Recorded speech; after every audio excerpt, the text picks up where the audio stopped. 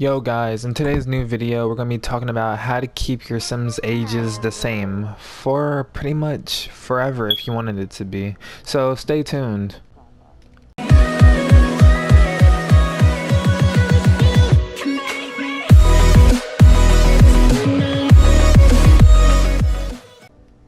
Yo guys, welcome back to this new video. All we're going to be talking about is how to keep your Sims ages pretty much the same. To be honest, I have a pretty big household. I don't know why, guys. I just wanted it big, I guess. Finally got my guy's career up and running. He's an author, and his wife is a painting person plus singing. I just haven't had her sing a lot when I first met her. So yeah, basically you want to go over to game options, go all the way down to gameplay. You can turn it off on auto age right here. You can just keep it on no or yes.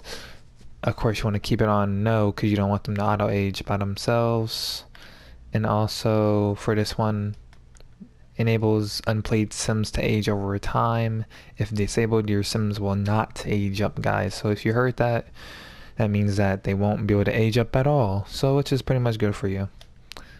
And that's really all it was.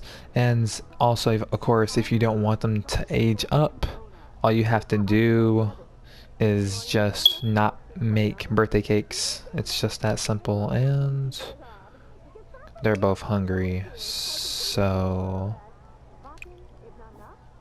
and the dad is asleep. So yeah, guys, that's all it really was.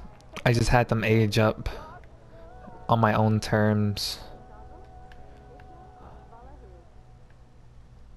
I'm trying to see what's in there, guys. I'm sorry.